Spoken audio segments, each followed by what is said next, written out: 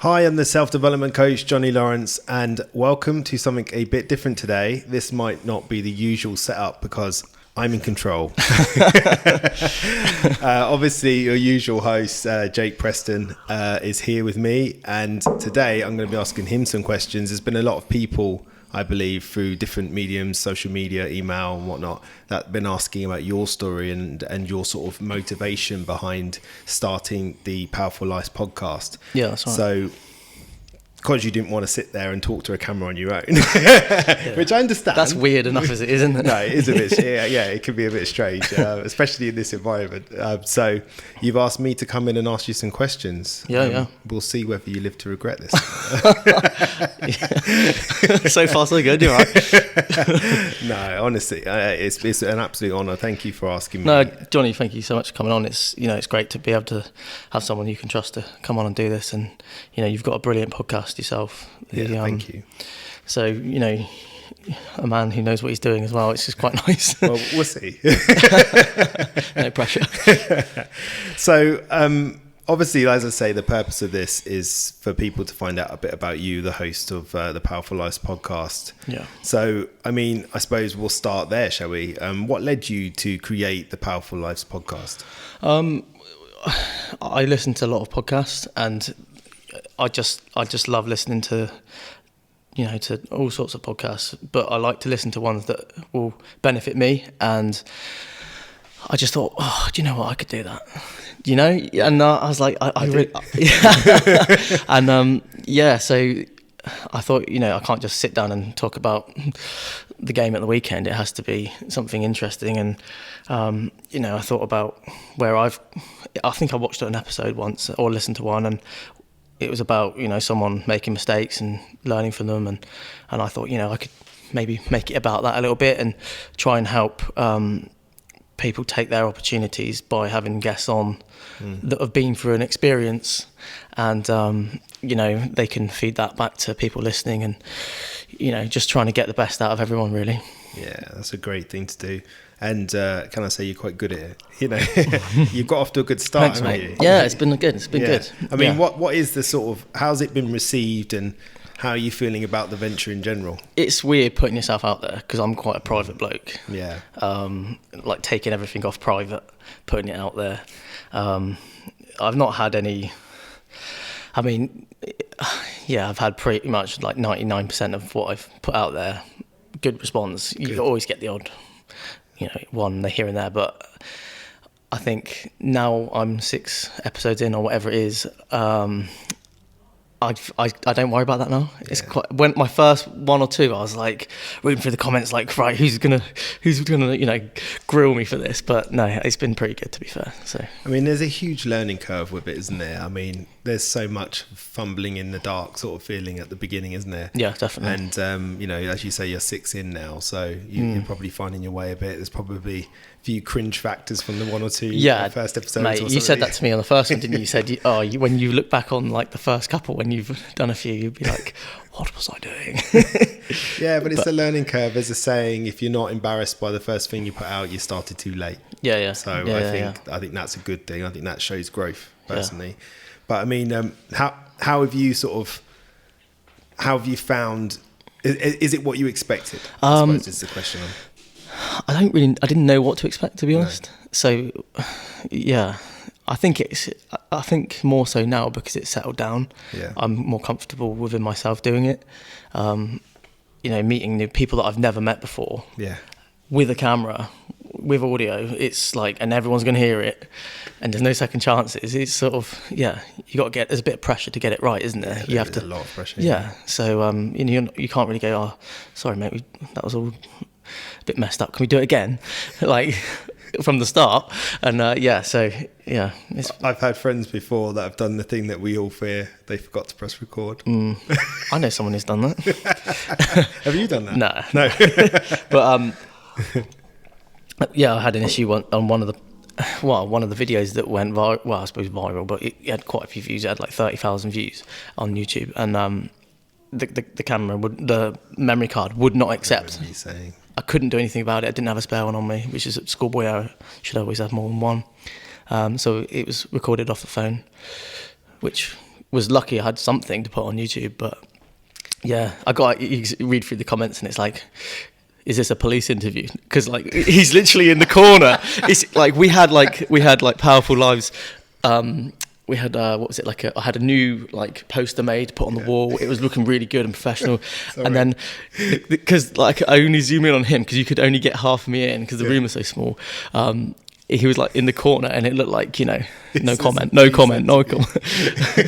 I mean, as I say, the purpose of this is to find out a bit about you, and we'll get onto that in just a second because I want to know what it must have been like for you. I mean, how many views did you say that video got? About nearly 30,000. 30,000. Yeah. I mean, watching that what was you thinking when you saw that? For someone that's never done it before, yeah. What was that? It's like the third episode, wasn't it? Yeah. Yeah. Well, it didn't take off for like about 10 days. Really? It went up to about 600-700 views. I knew it would because the guy's got hundreds of thousands of followers on YouTube, so I knew it would do maybe 1,000 or two. But I basically changed the setting on YouTube, and it just made it go mad. And I then shared it on one of his forums or not his forum, but on a forum on social media. And then they watched it, I guess, and then it just sort of went mental. Within like a day or two, it was like creeping up. At one point, it was like creeping up 1,000 views every like 3 hours. Wowzers. Yeah. What was the saying you changed? I think I had it because it was no swearing or something. I had it. Okay. I must have I don't know, put it on for like children so they can watch it because his videos are for children, right? Because it's a family sort of YouTube channel. So I took that straight off. Yeah. Well, he actually rung me up. He rung me up and said, "Take it off because it will go mad," and it did. Wow. So yeah. There you go. Well, I'm really proud of you, mate. Cheers, mate. Good job. Thank you. You're doing a great job. So. Well done. Thank you. Well done. Mate, thanks. I just think it's good when I see people like yourself doing a good thing like this. So, congrats and well done. I appreciate that, mate. Thank you. So, I fear it's about to get heavy. Could be a little bit. Yeah. Let's start at the beginning. Tell me about where you grew up and how your family life was. I grew up here in Penryn in Cornwall. Went to school in Penryn in Cornwall. Went to school at Penryn Infants, Juniors, Secondary School. So yeah, born and bred in Penryn. It was. I enjoyed school, but I think when I got a little bit older in my teenage years, it sort of I didn't really like it anymore. No. It was. I just went to school for the social and the sport, and that was it. Well, I think most people. But I didn't. Yeah, I literally had no interest in learning. Yeah. I just couldn't apply myself, and I didn't. I think that might have. I probably didn't have the right environment at home to learn. I guess I don't know. Well, I suppose that's sort of what I'm edging towards, really. I mean, you and I have spoken privately. You've told me some quite remarkable things about your upbringing, things that must have shaped the person you are today, must have had a significant impact on you, and that mainly was involved around sort of your home life and the struggles that you had to experience with your family. Yeah. Do you want to talk about that? Yeah. So my mum had me when she was 17, which is crazy. It's, when you think of a 17-year-old person, it's like a kid, isn't it? Well, it is. You can't even buy a pint. But so she had me very young, and my dad. It all went pear-shaped, so he ended up moving away when I was probably 1, so I didn't really remember him. You ever met him? Yeah. Got a good relationship with him now. So yeah, he moved away when I was probably about 1, I think, and he moved back up to like Cambridgeshire, and then my nan, sorry, she's got I call her nan. She took that like void, I suppose, as a, father figure, I guess, or second mother. I don't know. Patriarchal. Yeah, I suppose. Yeah. And so then my mum met someone else, and they had my half brother Owen, and they were together probably for about 7 or 8 years. I don't know. So I really liked him. He was a really, really good bloke. Spent a lot of time with me. Took me up the field to play football, swimming. He invested his time into me. We didn't have a lot of money. I grew up on a council estate. So, money was pretty tight, and so I was quite close to him, and then within like 2 years, maybe 2 or 3 years, my like life sort of dramatically sort of turned upside down, because I thought he was my dad. Okay. But I thought it was weird that I used to call him Kevin. Right. So. What age was that? I'm basically, so I met my dad when I was like 8. Right. So my granddad, I used to go around my granddad's house at weekends sometimes, and he was like, "Do you know who your dad is?" And I was like, "Yeah, it's Kevin." He goes, "Well, no, because that's why you call him Kevin."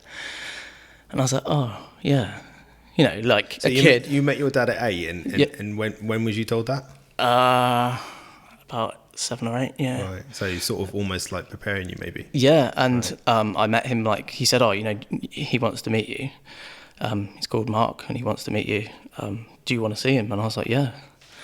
Didn't really know what to say. It's really weird. Like, you just told me someone isn't my dad, and now I'm going to meet someone who is. It's quite odd. What was your reaction to that? I was just naive, just Right. too young to. It was too confusing. Yeah. And then, like, I met my dad, who I thought was amazing. Like, he's a proper man's man. Like, you know, he's always good to me. To look alike. Yeah. Yeah. Gutted. But say that, mate. But yeah. So probably within a year after meeting him, my mum split up with Kevin, right. which like broke me. Yeah. Yeah, that was hard. Yeah, I bet. And then my mum met my stepdad, who I didn't really get on with. I didn't really like him. He had 2 children of his own, so he didn't want to invest as much time as Kevin did into me, which, Right. looking back on, well, as a father, or looking back through my childhood, the most important thing a kid wants is that money isn't all flash stuff. It's just time. Yeah. That's the most important thing, isn't it, really? Yeah, absolutely. But yeah, you know, things got a bit tough then, and I didn't really like being at home. Found it very difficult. There's a lot of arguments, a lot of shouting, violence, I guess. Not that I seen any violence, but I could hear it. So yeah, I used to run away. Still run away. Yeah, used to run to my gran. So she lives in Falmouth, which is from my house. It'd probably be about, I don't know, 3 miles. What age is that? 9 or 10. Right. Yeah. So On your bike, walking? No, walk. Yeah. Right. Used to walk on the main road all the way there and knock a door, because I was a bit of a goody two shoes when I was in junior school. So I used to get the job to unstack the chairs and like get the projector ready for all the hymns and stuff in assembly, and so I would leave early anyway. So yeah, I just used to go there, and then the school call when I wasn't in school. Then they're asking why, and then having meetings with teachers. It was a bit awkward. Tough. Yeah, and they're asking why aren't you in school, and you just start crying because you don't know what to say. So you sort of ran away from home. Yeah, and yeah, you I guess, didn't go to school. Yeah. Right. No, it wasn't a frequent thing. It was No. when things just got too heavy, I guess. Yeah. So you would hear a lot of, let's call it domestic violence. Not I so wouldn't much, say it was violence. It was just Yeah, but more like an environment. Yeah, that sort of Yeah. sort of violence can sometimes it will imply violence, as in physical violence. But I'm more talking about that sort of, for a child, hearing them raise voices, it quite often is enough, right? Yeah, of course, it's scary, especially when my stepdad, he was a head doorman in Falmouth, and 6'3", 19 stone guy, huge guy, and my Kevin's 5 foot nothing. So Was there alcohol involved? yeah, Yeah. it's pretty shit. I remember once I was sat upstairs absolutely shitting myself because the kitchen was getting smashed up downstairs. Mate. Yeah, it was all getting turned over. So, but you used to, so moments like that, you'd want to escape and you go to your grans yeah, or your nans. yeah, my nan, yeah. So, but if it wasn't that, if I wasn't going to hers, it would be escape, go to sport. Right. Okay. When you went to your nans, was that okay? Yeah. Yeah. Yeah. You looked after there, and your nan and granddad, they so together? they split up, Oh, okay. and she was with my step granddad, who he's a real good bloke. Supported me financially doing all the stuff I needed to do. So he was Do you have a good relationship with your mum now? I find it hard to have a good relationship still. Right. It's hard when you've got no memories, isn't it? Guess so, yeah. Yeah, especially when I found that when you have a child of your own, it provides another context, and that becomes difficult. Yeah, that makes things so different. Like you look at things so differently. It does. Sometimes it helps. Sometimes you're like, that's quite hard. Yeah. But other times you're like, why couldn't you have just, whatever it is. I find it hard to have relationships with people. I don't know. I find it a struggle, like a battle. I don't know. Do you think you have issues around trust? Yeah. Yeah. Yeah, definitely. Yeah, maybe a bit of paranoia. Yeah, maybe. Yeah. Sometimes it's hard when you see sort of when your early upbringing shows you relationships in a certain context, that becomes almost like your benchmark. Your benchmark for relationships, and you can go into further relationships with very skewed views. Yeah, of course. Yeah. Why bother with this? Why bother with that? Or no idea how to be affectionate. No idea how to be loved or love people. Yeah, I found it if I've been in a relationship with someone, previous relationships, I found it hard to have. I found the relationship with because the people I've been with always had good relationships with their mum, dad, or their mum and dad are still together. Yeah. And it's I don't know. I don't resent them, but I don't I don't know. I can't really put my finger on that. Yeah. I have this sort of weird feeling around it. Is it grief? Don't know. Yeah, honestly, maybe, yeah. Yeah. Jealousy, maybe, I think. Jealousy, grief, Grief is a funny word because it encapsulates a lot of feelings all in one, a lot of emotions. Yeah. Because anger is one that's really easy for especially men to sort of relate to. Yeah. But anger's not an emotion, it's a reaction. So when you go to something like grief, that's a collection. Yeah. Definitely. I think I think it was probably a lot of jealousy, to be honest. Right. Because a lot of it. I didn't have that resentment. Yeah, I didn't have father figure. I was craving it, especially getting older, because my dad lived so far away. He couldn't be, he couldn't put my hand on the back of my shoulder and say, "No, son, don't do that." Stay away from her. You need, stay away from all of them. Guide you here and there. That's what I needed massively. That's what every man needs. Every boy needs. Every person. Every male or female, you need that father figure and that mother figure. They have different roles. Yeah. They can do the same role, but there's more of a maternal feeling to a mother. There's more of a sort of, lack of a better way of putting it, a certain strength to a father. Stability or something like that. Yeah. So, you went to see your gran. You've told me one or two things about your gran.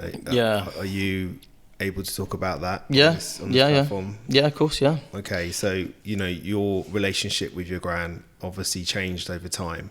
It did. It was, my gran was my hero. She was my, I thought she was the best person in the world, completely. And then I think I just tried to be so naive to sort of protect myself a little bit. Yeah. When I was growing up, and I sort of figured out that people didn't get on with my gran. My family didn't speak to her. Sorry, my nan. My family didn't speak to her. She didn't have a lot of friends, and the ones she did have didn't hang around. And then I sort of learnt that, I guess why, because she had a lot of mental health issues, right. Personality disorders. Diagnosed. Yeah. Right. She's massively slipped through the system. Right. Hugely slipped through the system. She's still with us? Yes. Yeah. Okay. The system has massively failed her, and a lot of people that have been affected by her, unfortunately. So I grew to understand that she had like a lot of depression. How did that happen? So she'd cry a lot. Right, She'd cry a lot for no reason, and then she's not one to hold back and say what she actually thinks, which I suppose is quite a good thing, but probably isn't a good thing for her. And then I guess the thing that really like opened up on that was the suicide thing. Right. So I would. Do you find that hard to say? Yeah, massively. Like a lot of people that I'm good. Don't mate. let me push you. Where you No, yeah, it's good. A lot of mates that I've known for years probably don't know this, but yeah, I used to stay hers on a weekend sometimes. Then I know when I wake up on a Monday that like she's not right, and you go to school and you know what you're coming back to. Right. And there's been a few times where that's happened, where she's been OD'd on the floor. I found her. You found that? Yeah. A couple of times. How old were you then? Probably started from the age of about 13. So 13 years old, you come home and find that? Yeah. It would always be when my granddad, because he worked offshore on like boats and oil rigs and, Is that your granddad or the step-granddad, sorry. Yeah. He would work offshore, so he would be away for 6 to 8 weeks. And that's when the episodes would happen. You can't contact him because he's in the middle of like China Sea or something. Right. And what can he do anyways? Yeah. And because of that, my mum didn't have a good relationship with my gran. I couldn't talk to anyone about it. Like no one. So at 13, did you say? Yeah. Yeah, 13 years old, you felt a feeling of responsibility. Oh, massively, for your nan who was suicidal. And when I say suicidal, you were seeing these attempts. Yeah. What did you do when you came home to that? I don't know, like obviously 1 or 2 times I had to call an ambulance, and I found I don't know what, I walked in, the door was open, and there was pills all over the table, and I was like, what the fuck? Something fell out the cupboard. And walked into the lounge, and then like she was on the sofa with her head like collapsed, sick all down, over her tongue hanging out. And I was like, I just didn't even touch her. I just sat down and looked at her, and I was like, you're fucking dead. Like, you thought she was dead? Yeah, I thought she was dead, yeah. Wow. And I was like, fuck me. Like, I was just, I can't even explain it. I felt nothing. Didn't feel angry, didn't feel sad, didn't feel upset, didn't feel happy, didn't feel anything. I felt absolutely nothing. It was so strange. It's such a strange feeling when you think someone's dead. Anyway, so I was like, okay, I do need to check. Yeah. Like, I couldn't find a pulse. And no, sorry, that was the other way around. I couldn't find a pulse. I rang the ambulance, said like, this is what's happened. They had to ask me how many pills that she swallowed. It was like near 300. She swallowed 300? Yeah, all the paracetamol, all the like diazepam, all the mental health pills, everything, for like a month that she would have saved up. Yeah. She probably saved them. So then, I couldn't find a pulse. Phoned the ambulance. They said, they'll be there. When you say she saved them, you think it might have been planned? Oh, yeah. She knows what she's doing. Like, you don't just, I'm going to go and do that. It's premeditated. But when the ambulance guy turned up, he was like so calm. It was so weird. He walked in and didn't even brush. And I was like thinking like, come on, hurry up. And he was like, oh no, she'll be fine. He picked her up, and all of a sudden she's like fine. Brought her around. Don't know how they did it, but I couldn't find a pulse, probably because I didn't know what I was doing. Well, maybe. But you were 13. Yeah. Yeah, I think that one was probably about 14 or 15, but that's not old. No. Yeah. I want to say, hearing you say that I'm really sorry that happened to you, mate. Oh, that's all right, mate. It's shit happens, as they say. Well, that is significant. Do you recognise the significance of that? I don't know. I just sort of, when it happens, I feel anger, complete anger. Does it still happen? I don't know, because I've had to cut her off out of my life now, right? For the sake of my children. Yeah. Okay. But so they don't experience that. Yeah. But it was just pure anger, because it was like, how could you do that to me? Felt let down. Yeah, you knew that I'd find you, and like you're meant to be my, I don't know, hero, but you're meant to be like, you know, my number one go-to person that I need the most, and you know. Do you mind me summarising this? What I mean is, Go on. You're at home, and there's violence or raised voices. Yeah. Look, Not physical. I won't say physical violence. No, but there's An atmosphere. Yeah, it's a hard place to live. Yeah. It's, you know, there's a lot of raised voices, and you were scared. You were scared to be at home. So Not always, but yeah, sometimes when things got sour, when it was the drinking, when they would drink, I would hide in my room. And then to feel safe, you go to your nan's. Yeah. And then you go to your nan's, and Then I have to deal with that shit. Yeah. Mate, it's hard. It's hard to hear, let alone to experience. How you feeling? You right? Yeah, I'm good. Yeah. Like, it's weird just talking about it. Like, I don't know. No, it must be. I don't ever talk about it because I don't feel like I need to. I'm not surprised, mate. I'm not surprised. Have you ever, you know, don't have to answer the question, but have you ever spoken with anybody on an official capacity? No. No? No. Any sort of therapy? No. No. It's a lot to unpack, mate. Yeah, probably. Yeah. I don't know. I just sort of. I've just got on with it. I've used it as sort of fuel, to be honest. So my motivation and for, you know, escaping all of that sort of, I guess you'd call it bullshit, is to go and play sport. So I would put myself in an environment with, you know, 15 guys and go and play rugby and beat the shit out of each other. But you know, that was my escape. Whenever something kicked off, or if there was something going on at home, I would do well that game. Right. Yeah. So, you know, you've spoken to me before about, you know, some dealings with the police at school, and there's also been some sort of national press on your gran. Yeah. Man. So she's like. Sorry, what was the first thing you said? You said the national press. What was before that? Yeah, so you'd had some sort of, you know, police. Oh, that's right. Yeah, the police thing. So things going on at school. So yeah, with like regards to like dealing with her when my granddad was away, it was the police would get called because she'd say, "Oh, I'm going to go and do this," and it would happen, and then they would ring me up while I was in school saying, "We've got your gran here. You need to come and sort her out." It's like, hang on, mate. Like, 15, I've got science in a minute. So the police would come into school? No, they'd ring me on my mobile. Right. So like back then I'd have a little flip phone or Nokia 3210. Did they know your age? No. Right. But yeah, it was what it was. So. How did that make you feel, mate? I just felt like saying, you know, go away. You know, I don't want responsibility for 15. Yeah, I suppose. You know, I've bailed her out of Camborne Nick, don't know how many times. You'd think she's 18, but she's like in her 70s. So, yeah, like, it's just, I think a lot of it is with her mental health and drinking. So she's been banned from drink driving like 3 times.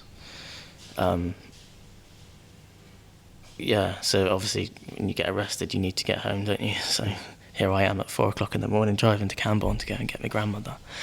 It's a bit embarrassing, but I expect it is. It's all right because it's 4 o'clock in the morning. No one's.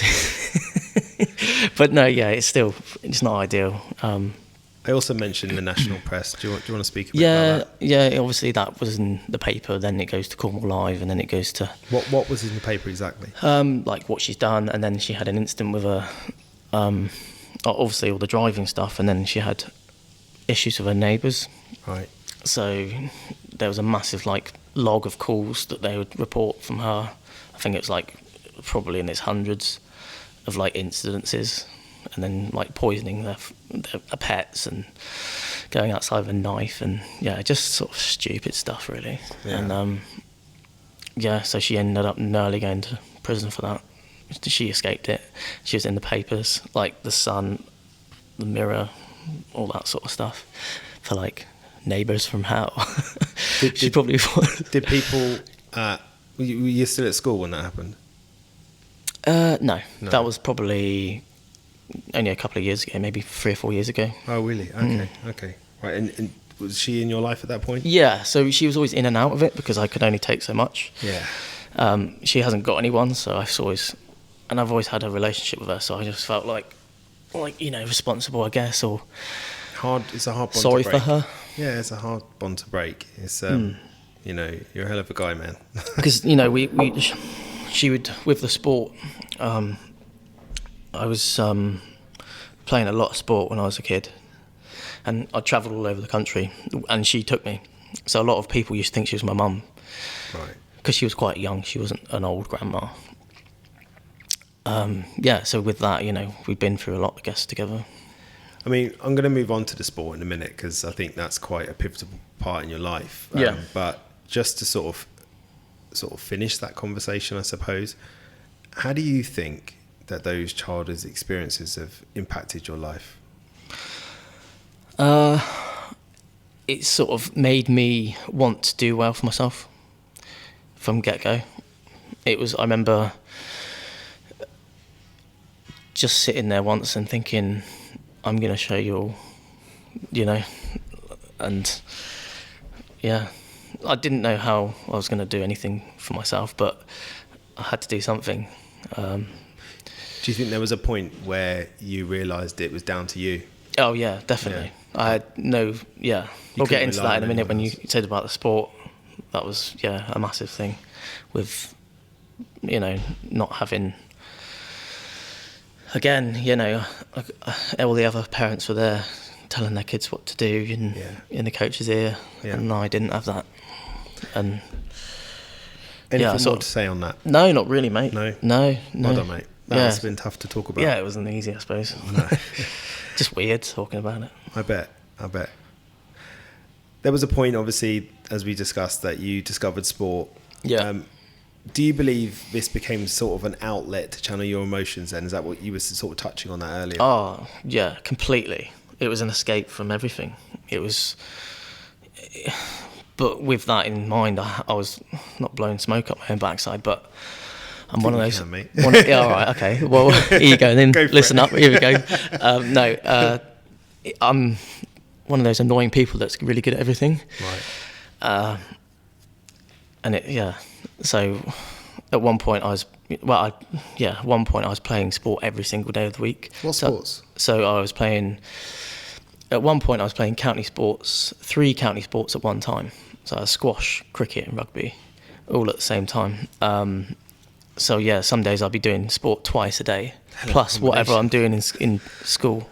It's a hell of a combination. That. Yeah, it's a weird combination. Well, it's quite a physical combination. Yeah. So, do you have a lot of energy as so much energy. If you've got a ball, I'm interested. Right. Like that's all I cared about. Was just getting amongst it, and I was just it was sort of as soon as I step on that court, put my helmet on to go and bat, or put my rugby kit on, that was like I've just walked into, like, you know what it's like when you go in a gym and you're going to work out and everything that's happening in your life is out the front door. Yeah. That's sort of what it was like for sport for me. It was an escape, so I was sort of addicted to sport. Was there sort of like a sense of freedom that came with that? Yeah, completely. Bet. I wouldn't. And looking back on what I've done and where I am with sport now, I completely played on emotion. So I was always in my head, I'm better than you. You're not going to be better than me. I'm going to win, and that's the end of it. Whether I did or not, it was another matter. But you believed. It was my belief, yeah. And couldn't lose. I was just desperate to win. Desperate. It wasn't a case of I want to win. I was desperate to win. But you believed you could. Yeah, I did. Yeah. Because I knew I had, I guess, a bit of talent with it and a capability. But that only gets you so far. Did you get a lot of support from the sporting clubs? Did they notice the talent and encourage you? Yeah, they did. Yeah, definitely. I did get a lot of. With cricket, I was quite lucky because like the county coaches were in the same club. Right. So I had I'd be doing 1-to-1 coaching, and then club cricket, club rugby, county cricket. It'd be all in like the week. It's just chaos. I had at one point a physio. The school knew what was going on, and then they paid for a physio to come in and sort out my back and my knee and stuff in school time, in between lessons, which was quite nice of them. And then there came a point where I had to quit squash because my knees couldn't take it. Just like running, stop, turn, and like my ligaments were killing me. So it's quite savage. Yeah, so I just sort of stuck to rugby and cricket, and then I kind of knew that I wasn't really going to be anything with rugby. I knew I was a good player, but it wasn't going to go anywhere. But cricket was always, like, all my friends and family always said, "Oh, you could do really well with cricket." What age was that? Teenage years, probably 14, 15, 15, probably 15. So would you say around 15 did you start to specialise in cricket? Yeah, I did, yeah. I was playing cricket probably 5 times a week. Mate, that's great.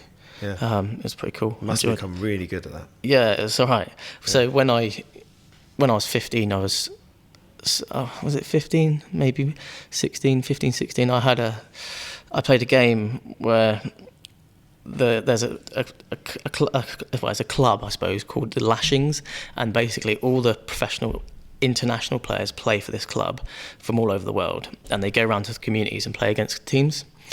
And I played against them at Falmouth, and I won the man of the match for that. Wow. And then one of them went back to they spoke to someone at Somerset, I think, because Somerset is a professional club. And they said, about me, and I ended up getting a sponsor. So I was sponsored from all my kit. I remember going up there, just invited up, and they were like, "Oh yeah, go in the shop and just pick out what you want." I was like, kid at Christmas, I was like, this is the most amazing thing ever.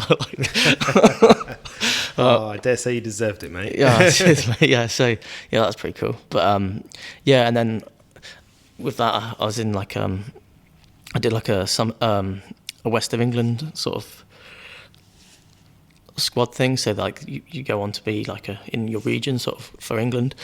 I got to like pretty far in that, and then I had trials for Somerset, and I completely ruined that. We spoke about that before, didn't we? I had a trial to get a contract, and I completely screwed it up. Well, we got different views on that. Yeah. I'm not quite sure I see it quite the same way you do, but I understand your views. I've been having a lot of one-to-one coaching and really working hard on crafting my trade as a spin bowler. Anyone who doesn't know anything about cricket, basically you've got batters and bowlers. Some bowlers run in a bowl fast, some try and spin the ball, which is quite an art. So I was really trying to... I probably spent a lot of money and a lot of time and effort doing that, and I went to this trial, and I thought, I'll bowl a few bowls, bowl a few spinners, and then I'll come in and just bowl really fast because they'll be really impressed with that. Why would I ever do that? Because I've never done that before. So I did that, done absolutely terrible. And there was 8 guys that was in this trial. 5 of them got a contract, I think. I went and had a bat, did all right, and then they did a bleep test, and I was like literally remember sitting down thinking before this bleep test, I've completely ruined this chance of getting in this. There's no chance they're picking me. I've completely ruined it. So I'm just going to go all out on this. They might think I really want it, so they'll let me in. I don't know. So I did a bleep test, and the guy that was came second, he dropped out at level 12, which I'd done a bleep test not long ago and it was bloody hard, and I'd got 10 or 11, and he dropped it out at 12, and I was like, I'm not stopping. I said to this guy while I was running next to him, I was like, I'm not stopping, mate. And he was like, neither am I. And then 2 goes next, he dropped out, and I just kept going, and the coaches were like, yeah, keep going. I got to level 15, I think it was, and my eyes were going blurry. I could barely see what I was doing. I was sweating and just I was a mess. But I was just I'm not stopping. And they're like, yeah, we're turning the machine off. Just stop. I went through the back door and in this hall into a little courtyard, and just had a panic attack. Just couldn't breathe. Obviously I couldn't breathe because I just did all that. Yeah, and I was just freaking out because I knew I'd lost this contract, and So I was out there crying and I was a mess. I mean, my point of view on that is that where was your mentorship? I mean, what I didn't age have was one. that? Sorry? What age was that? I was 16. 16 years old, you made the decision to be a fast bowler instead of a spin bowler. Yeah. At a trial. Yeah. And I think, being a coach myself and having coached in different sports, you have a game plan for opportunities like that. You plan for it. Yeah, you do. Yeah. And you have a game plan. You're not advanced enough. You're not mature enough to understand that at 16. No. And that's where we differ, because you say you messed it up, but I don't say you messed it up. I just think it was just as life had thrown you many times up until that point. You were dealt a bad hand. I just think I was just so desperate to impress them. Yeah, I understand. That's what 16-year-olds do. Yeah. And I didn't know what to do. You did everything a 16-year-old does, man. Yeah. You didn't do anything wrong. That's my point. My point was, you didn't do anything wrong. You did what any 16-year-old would do. We've got kids. We see what they do. Yeah. They make bad choices. Oh, mate, That's what kids do. Loads, Don't touch that button. It's like telling them to touch the button. So he obviously wants me to touch it. Yeah, exactly. Yeah. So like with that, and after that, it all sort of went downhill, I guess. Like I played the rest of the season, and then. When did you hear back from them? Did you hear on the day, or? No, it was like I got a letter. Just saying, unfortunately, you haven't been successful. Excuse me, but I obviously was pretty gutted. I thought there'd be another opportunity elsewhere that just didn't come around. I sort of just had the assumption that it's just gonna happen. I didn't know how. I didn't know where, when. Didn't know how to create an opportunity. No, I had no idea. And being down in Cornwall, it's another thing with the podcast. We're so disconnected down here that geographically, like it's so far away. Somerset is the nearest professional club, so it was it just didn't happen. I ended up getting an apprenticeship in gas engineering, doing that, and then back to league cricket in Cornwall, and after that I ended up, I think within 3 years I was playing Division 2 cricket in Cornwall, from standing next to who's now the vice captain for the England Test team, Joss Butler, and Jack Leach and James Vince and all that lot. Playing with them to playing Division 2 cricket in Cornwall within 3 years. I sort of had a point where I'd given up with cricket, to be honest, and I just wanted to play for the enjoyment, just play with my mates. And can you do that now? Yeah, I can, but I don't really look forward to cricket anymore. No. I just because I've got a family now, I just want those days with the family and go to the beach, and I don't look at sport the same anymore. Because I said about playing off emotion. Yeah. It was all emotion. I understand that. It was. I had to. I was desperate. I remember that with fighting. I remember I used to have all this anger and all this rage, and then I met my wife and it all went away. And I remember getting in the ring, and my coach said to me, "You're going to get hurt one of these days unless you find that fire." He's just there like dreaming about it. Yeah, I'm there going, "Oh, we'll go out for dinner tomorrow." All bang. Yeah. I mean, something strikes me in that conversation. You've had a lot of rejection in your life. Yeah, I guess so. You had the rejection from your parents, and then again with your nan, and then again with cricket. Yeah. I mean, that's a lot. Yeah, I guess so. But how do you process that? I don't know. I just keep going forward. So with the,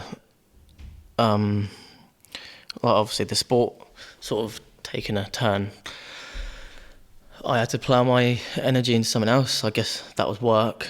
And I got bought a house when I was 22, which was nice because that gave me that escape to be away from everyone. Yeah. Although when was I that was with somebody or no, on your own? On my own. Right. I had a 3-bedroom house on my own. I still live there now, but it was at the same time very lonely. Like really lonely. It's weird. No, I get but that. At the same time, it's always the same when you're not with someone. You're used to chaos. Yeah, but I like my own company. So it'd be all great in the week, and then like weekend, go out for a few beers after and all that. Sundays are like it's always the same. I'm no different to any other lad that they'll be single. Like everyone wants to have a bit of company now and then. But of course. Like, yeah, I guess, I don't know, like, because I was busy with work and, you know, yeah, I don't know. I had mates, and I have mates, but, you know, everyone moves on. Everyone has different stages of their life, and absolutely, you can't be hanging out the back of someone constantly, can you? Like, well, I mean, you know, something that always... Not that I meant like friendship wise, not. I was just going to move on. I needed to get that in there.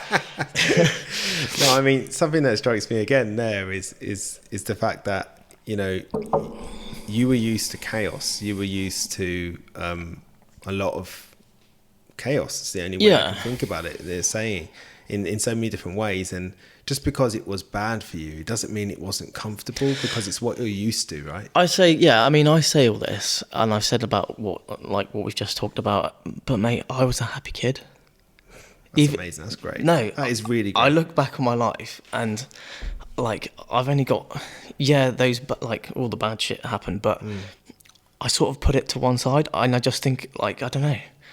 I know now talking about it right now, I just feel a bit, how can you say that? But I was a happy kid, mate. No, that's an exception. I mean, that's brilliant. Yeah, that's it wasn't all doom and gloom. Like, no, like I did have good times, you know, and with like family, and you know, I'm no different to. I never seen myself as different to anyone else. You are, and when I say that, I mean that in a complimentary way.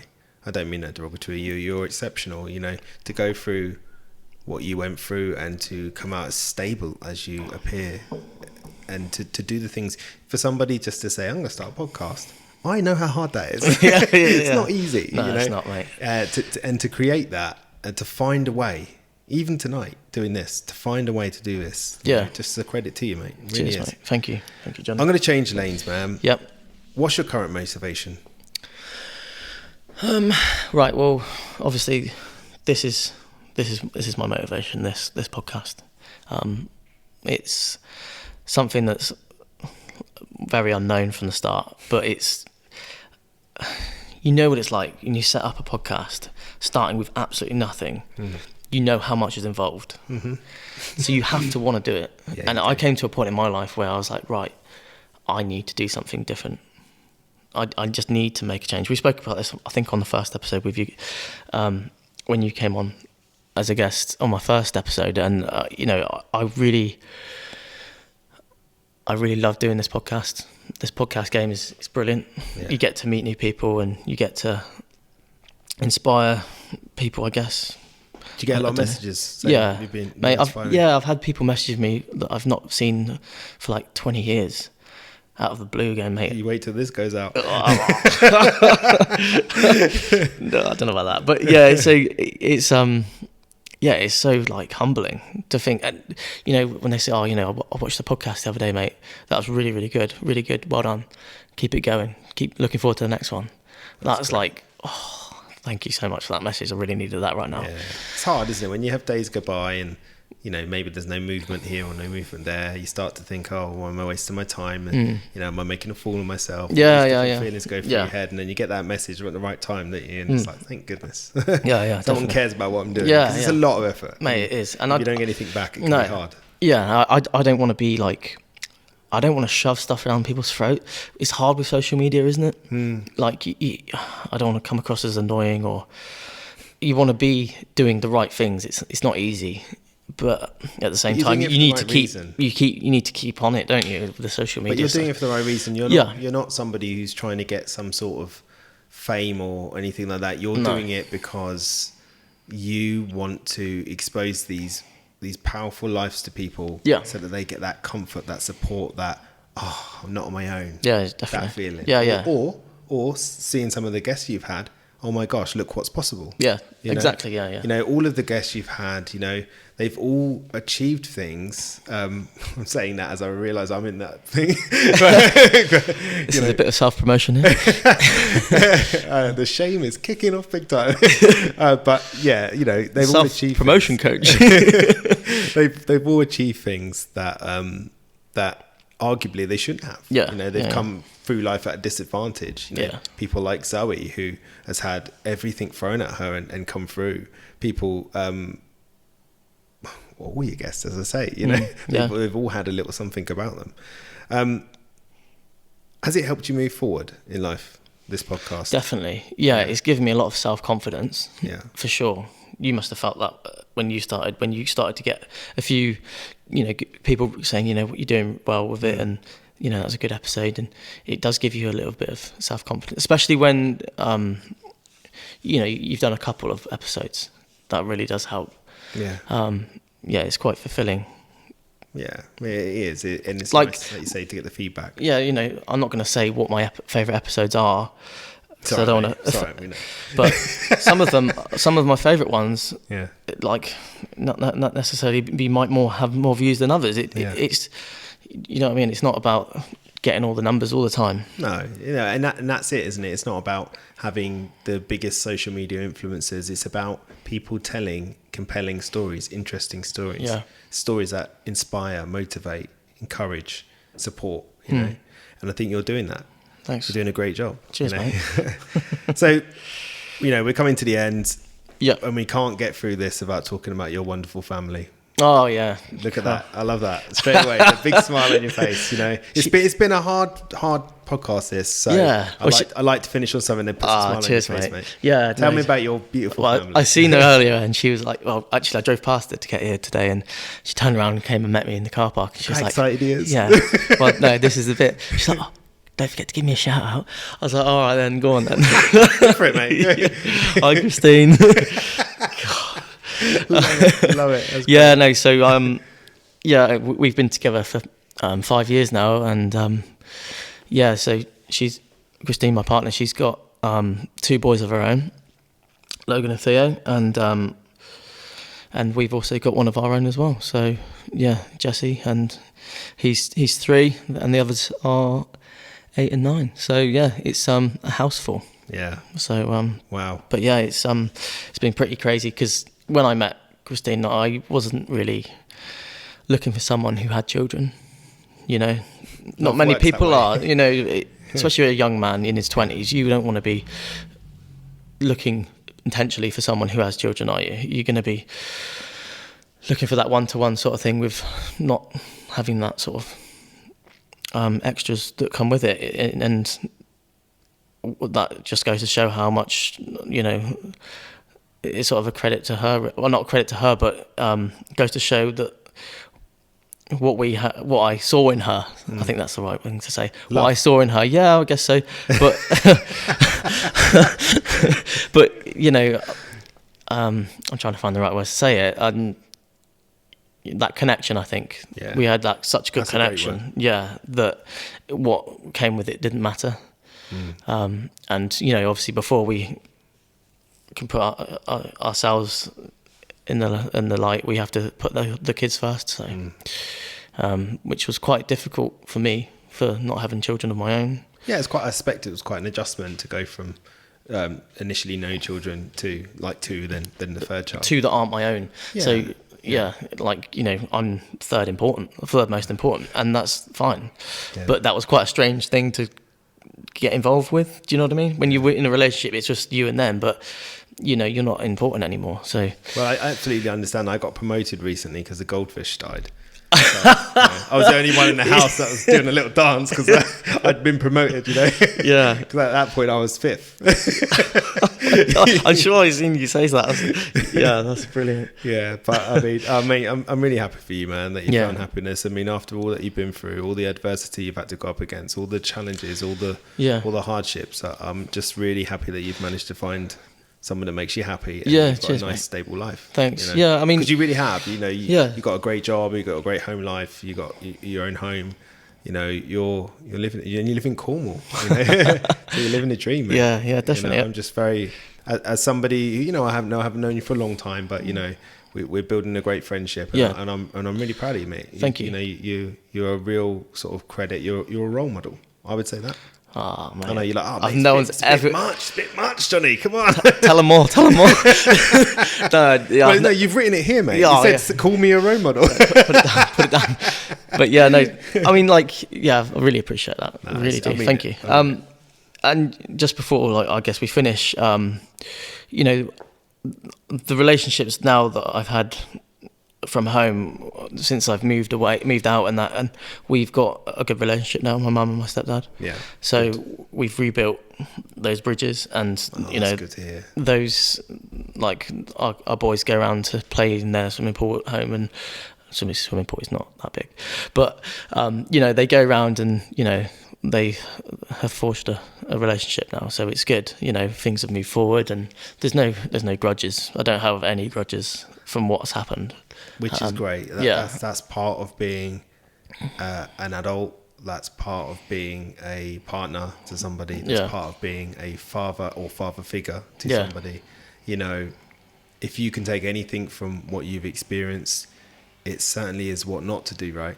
I think that firsthand how it feels to be let down, and I don't see you doing that, I really don't. So I'm really happy to hear that you've mended them bridges, and that you have such a great life. Thanks, mate. That's really cool. Last question, and then we'll finish up. Yeah, if I can make that decision. Yeah, go on then. Go on then, host. What's the future plans for the podcast? So I did a small little update video, like, on social media. I saw that. I was excited. Yeah, I just need a little bit of a break from it, to be honest. Reset where I'm going with it, and just reevaluate what I'm doing, make sure I'm doing it for the right reasons. I just want to get the podcast. I've got a few ideas now that I've put pen to paper, and I want to. Can you speak about them or not really? I'm going to see much, but I'm going to, hopefully it's going to expand. I want to get more of a professional camera setup, and have people dealing with the social media, dealing with the editing, and, dealing with recruitment. So, getting guests. Just grow it, like we've spoke before, it's not going to blow up overnight, and I won't be buying any super yachts soon. So and that's never. Oh, what? That wasn't in the intentions anyway. It's not about the money, because of course the podcast isn't making money, but it costs money, if anything. if it does make money eventually, if it can be monetized, then that'll be just put back into the podcast to create better content. That's what I want from it, and I want it to just grow and reach as many people as it can, and hopefully inspire as many people as it can. Mate, I wish you all the best. I really, really do. You're a top bloke. As I say, I genuinely mean it. You're a role model. You really are. And no, you that's are. Crazy. No one's ever said that. No, it's crazy. But there'll be kids. Believe me. There'll be kids. There'll be young men, young women listening to this, and they will go, "Oh my gosh, it does get better. I can come out of this all right." Yeah. And that's you all over, man. That's what the message you're trying to put out there. You're not doing this because you want sympathy cards. You're doing this because you want to tell that person that's listening, it will get better. Yeah. You can get through it, and just hold in there. If you want it bad enough, you will get through it. Perfect. You will. It's only down to yourself. Yeah. At times, because you might only have yourself. So you just got to keep going. And you can rely on yourself. Yeah. You can use it as fuel to move forward and be the best you can be. So perfect, mate. Thank you very much for having me on here to do this with you. Yeah. It's been a great experience, and I wish you all the best, bud. Cheers, mate. I'll shake your hands. Yeah. Cheers, pal. Nice one. Friends. Yeah, cheers. luckily safe. Cheers, pal.